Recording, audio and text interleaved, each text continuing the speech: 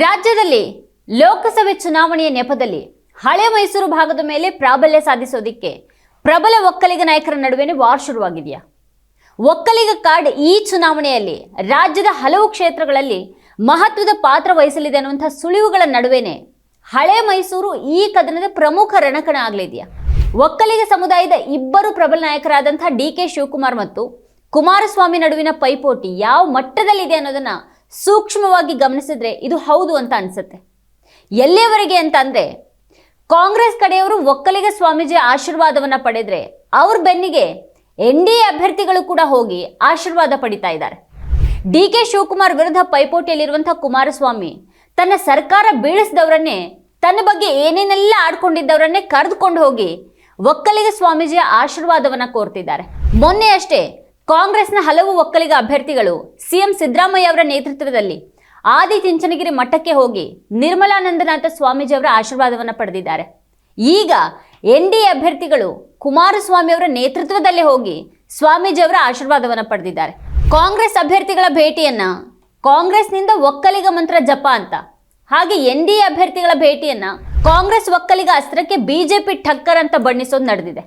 ಆದ್ರೆ ಇದೆಲ್ಲ ಬೆಳವಣಿಗೆಯ ಹಿಂದೆ ಸ್ಪಷ್ಟವಾಗಿರೋದು ಮಾತ್ರ ಕಾಂಗ್ರೆಸ್ ಪಕ್ಷದ ಒಕ್ಕಲಿಗ ನಾಯಕ ಡಿ.ಕೆ. ಶಿವಕುಮಾರ್ ವಿರುದ್ಧ ಕುಮಾರಸ್ವಾಮಿ ಮತ್ತು ಕುಮಾರಸ್ವಾಮಿ ಅವರ ವಿರುದ್ಧ ಡಿ.ಕೆ. ಶಿವಕುಮಾರ್ ನಡೆಸಿರುವಂತಹ ತೀವ್ರ ಪೈಪೋಟಿನೇ ಆಗಿದೆ. NDA ಅಭ್ಯರ್ಥಿಗಳು ನಿರ್ಮಲಾನಂದನಾಥ ಸ್ವಾಮೀಜಿ ಅವರ ಆಶೀರ್ವಾದ ಪಡೆದ ನಂತರ ಡಿ.ಕೆ. ಶಿವಕುಮಾರ್ ಕೊಟ್ಟಿರುವಂತಹ ಪ್ರತಿಕ್ರಿಯೆಯಲ್ಲಿಯೂ ಈ ಪೈಪೋಟಿಯ ತೀವ್ರತೆ ಎಂಥದ್ದು ಅನ್ನೋದು ಗೊತ್ತಾಗುತ್ತೆ. ಒಂದೊಂದು ವಿಚಾರವನ್ನ ಕೂಡ ಕುಮಾರಸ್ವಾಮಿ ಅವರ ವಿರುದ್ಧ ನೆನಪಿಸಿಕೊಂಡು ಡಿ.ಕೆ. ಶಿವಕುಮಾರ್ ಮಾತಾಡಿದ್ದಾರೆ. ಅತ್ತ ಸ್ವಾಮೀಜಿಗಳನ್ನ NDA ಅಭ್ಯರ್ಥಿಗಳು ಕಾಣ್ತಾ ಇದ್ದ ಹಾಗೇನೆ ಇತ್ತ ಡಿ.ಕೆ. ಶಿವಕುಮಾರ್ ಅವರ ಪ್ರತಿಕ್ರಿಯೆ ಬಂದಿದೆ.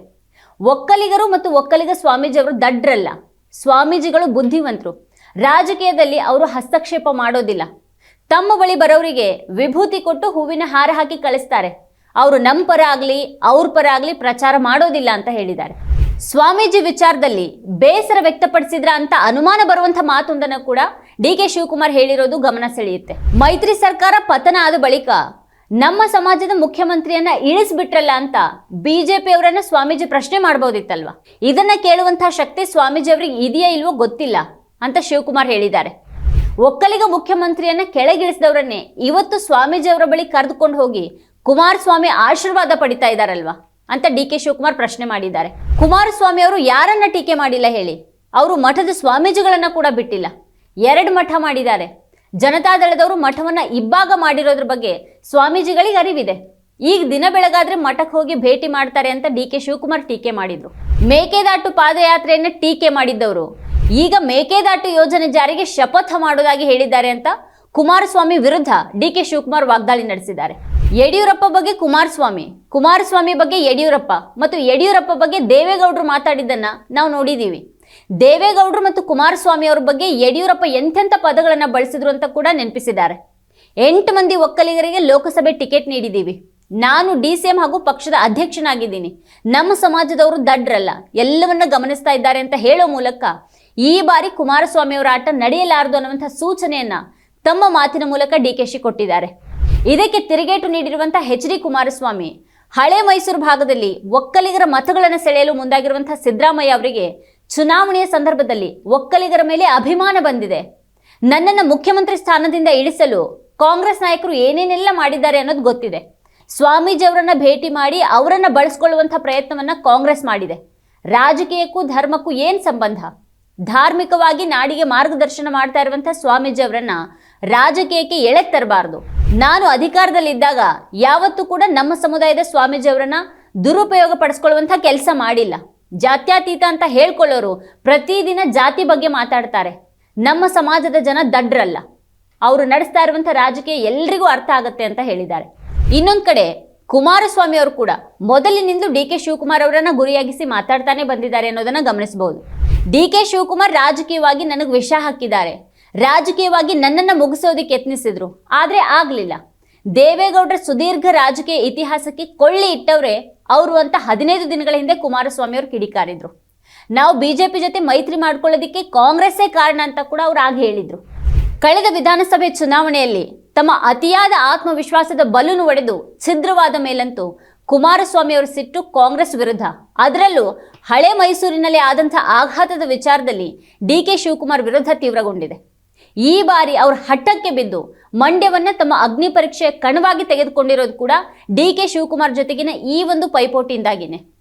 ಇದೆಲ್ಲದರ ಹಿನ್ನೆಲೆಯಲ್ಲಿ ಹಳೆ ಮೈಸೂರು ದೊಡ್ಡದೊಂದು ಕದನಕ್ಕಾಗಿಯೇ ಸಜ್ಜಾಗ್ತಾ ಇದೆ ಅನ್ನೋದು ನಿಚ್ಚಳ.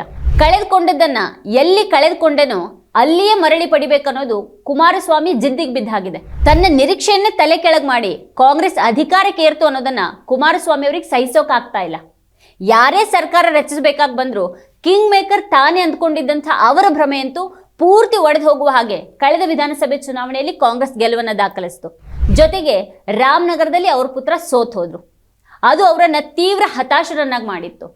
ಆ ಸೇಡನ್ನ ಈಗ ತೀರಿಸಿಕೊಳ್ಳೋದಿಕ್ಕೆ ಅಂತಾನೆ ಹಸಿರು ಟವೆಲನ್ನ ಮರೆತು ಕುಮಾರಸ್ವಾಮಿ ಅವರು ಕೇಸರಿ ಶಾಲನ್ನ ಹೊಂದಿದ್ದಾರೆ. ಕುಮಾರಸ್ವಾಮಿ ಅವರ ಈ ಸೇಡಿನ ಆಟದಲ್ಲಿ ತಾನೂ ಒಂದಿಷ್ಟು ಲಾಭ ಮಾಡ್ಕೊಳ್ಳೋದಿಕ್ಕೆ ಬಿಜೆಪಿ ಕೂಡ ಹೊಂಚಿದೆ. ಹಾಗಾಗಿ ಹಳೆ ಮೈಸೂರು ಭಾಗದಲ್ಲಿ ಈ ಬಾರಿ ನಡೆಯಬಹುದಾದಂಥ ಕದನ ಬಹಳ ಕುತೂಹಲಕಾರಿಯಾಗಿದೆ. ಈ ಪ್ರದೇಶದಲ್ಲೇ ಸಿಎಂ ಸಿದ್ದರಾಮಯ್ಯನವರ ತವರು ಜಿಲ್ಲೆ ಅನ್ನೋದು ಒಂದು ಕಡೆ ಆದ್ರೆ ಡಿ.ಕೆ. ಶಿವಕುಮಾರ್ ಕೂಡ ತಮ್ಮದೇ ಪ್ರಾಬಲ್ಯ ಹೊಂದಿರುವಂತಹ ನೆಲೆ ಅನ್ನೋದು ಕೂಡ ಮತ್ತೊಂದು ಕಡೆ. ಇದಕ್ಕೆ ಪ್ರತಿಯಾಗಿ ದೇವೇಗೌಡರ ಕುಟುಂಬದ ತಾಕತ್ತು ಇದೆ. ಒಕ್ಕಲಿಗ ಸಮುದಾಯ ದೇವೇಗೌಡರ ಬಗ್ಗೆ ಲಗಾಯತಿನಿಂದಲೂ ಕೂಡ ಅಭಿಮಾನವನ್ನ ಇಟ್ಕೊಂಡೇ ಬಂದಿದೆ. ಅವ್ರ ಮೂಲಕನೇ ಕುಮಾರಸ್ವಾಮಿ ಅವರ ರಾಜಕೀಯ ಬೇಳೆಯೂ ಬೇಯ್ತಾ ಬಂದಿದೆ. ಹಾಗಾಗಿ ಒಕ್ಕಲಿಗ ಸಮುದಾಯದ ಪ್ರಶ್ನಾತೀತ ನಾಯಕತ್ವದ ನಿಟ್ಟಿನ ಕದನ ಈ ಲೋಕಸಭೆ ಚುನಾವಣೆಯ ಹೊತ್ತಿನದಂತೂ ಅಲ್ಲ. ಆದರೆ ಅದಕ್ಕೆ ಈ ಬಾರಿ ಹೆಚ್ಚು ವ್ಯಾಪಕವಾದ ರೀತಿಯ ಆಯಾಮವೊಂದು ಸಿಕ್ಕಾಗಿದೆ. ಮತ್ತು ಆ ಕಾರಣದಿಂದ ಈ ಲೋಕಸಭೆ ಚುನಾವಣೆ ಒಂದು ನಿರ್ಣಾಯಕ ಘಟ್ಟದ ಹಾಗೆ ಒದಗಿದೆ. ಈ ಸಲದ ಫಲಿತಾಂಶ ಹಲವು ಕಾರಣಗಳಿಂದ, ಹಲವು ನೆಲೆಗಳಿಂದ ಮಹತ್ವದಾಗಲಿದೆ ಅನ್ನೋದಂತೂ ಸತ್ಯ. ಇದೇ ಈ ಹೊತ್ತಿನ ಸ್ಪೆಷಲ್. ನೋಡ್ತಾ ಇರಿ ವಾರ್ತಾಭಾರತಿ. ನೀವಿನ್ನು ವಾರ್ತಾಭಾರತಿ ಯೂಟ್ಯೂಬ್ ಚಾನಲ್ಗೆ ಸಬ್ಸ್ಕ್ರೈಬ್ ಆಗಿಲ್ಲ ಅಂದರೆ ಕೂಡಲೇ ಸಬ್ಸ್ಕ್ರೈಬ್ ಆಗಿ, ಹಾಗೆಲ್ಲೇ ಪಕ್ಕದಲ್ಲಿರುವ ಬೆಲ್ ಐಕಾನ್ನ ಪ್ರೆಸ್ ಮಾಡಿ.